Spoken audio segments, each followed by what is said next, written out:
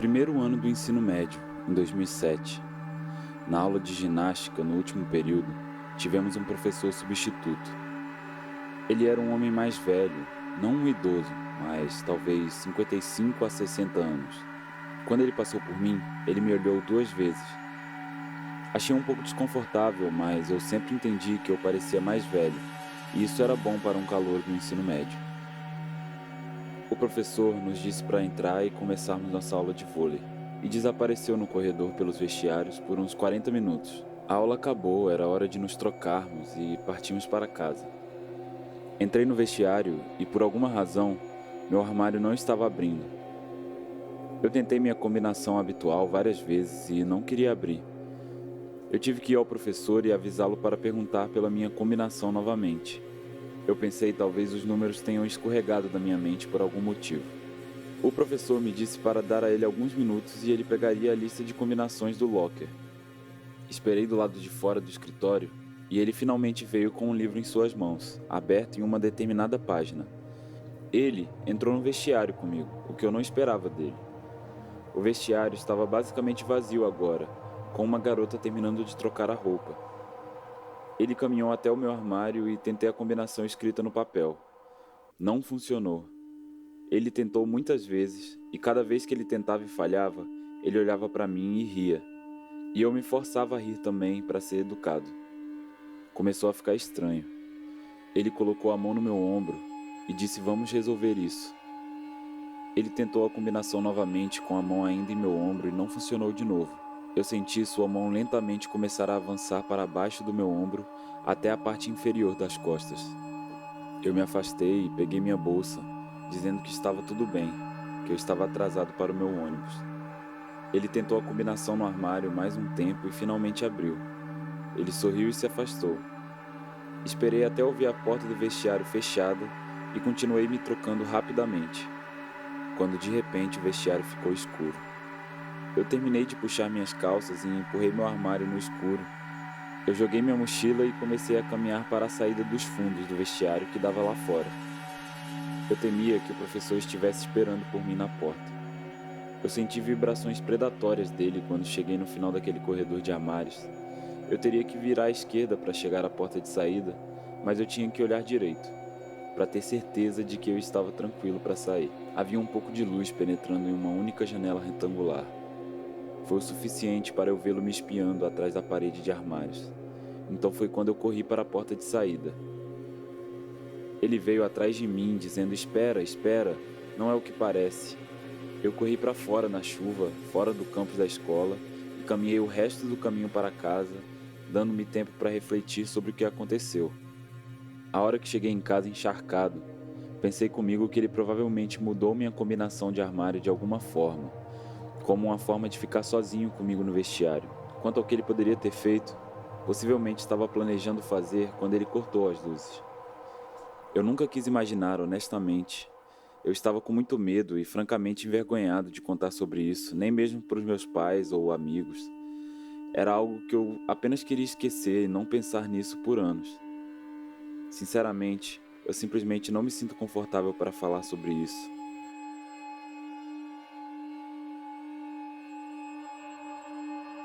Eu estava na banda da escola, então fui viajar com a banda. De qualquer forma, nosso professor da banda, Mr. Nicholson, teve o sistema de notas configurados para que, conforme você tenha assistido às aulas semanais, você tirava um A. Infelizmente, no final do trimestre, eu tinha falta em 2 aulas. Por causa disso, tirei uma nota B. Eu fui até ele depois da aula para perguntar se eu poderia repor as aulas.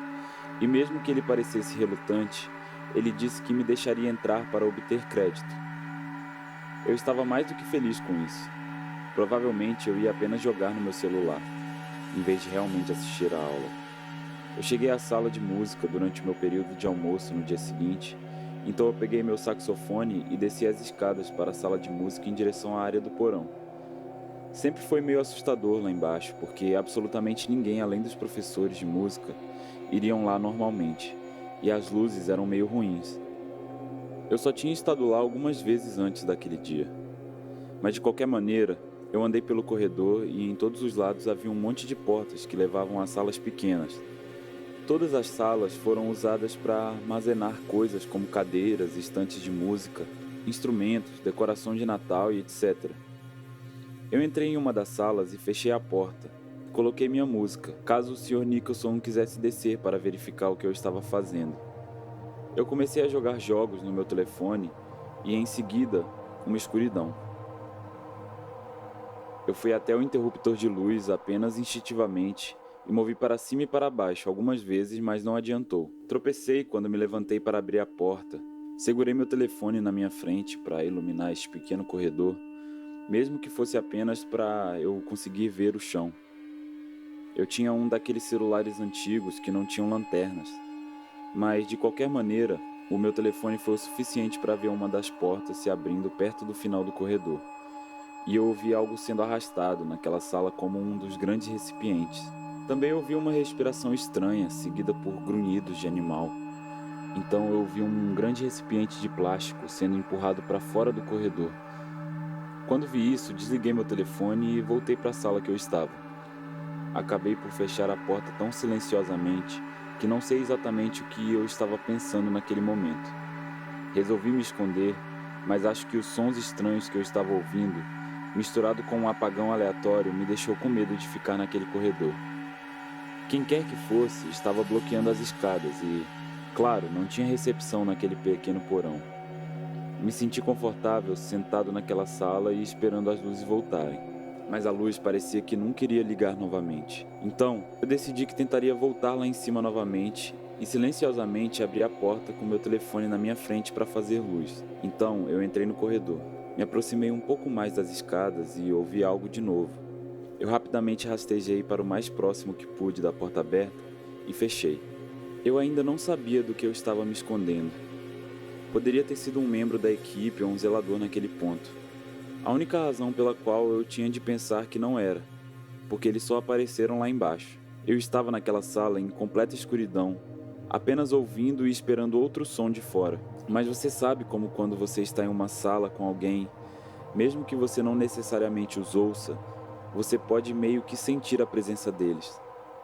Isso é, de repente, a sensação que tive de pé naquele quarto escuro. Eu levantei meu celular e apertei o botão para ligar a tela apenas por meio segundo.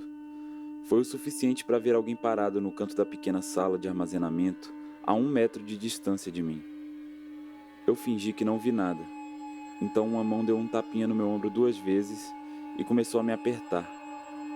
Eu basicamente corri para a maçaneta, lutando para encontrá-la em primeiro lugar.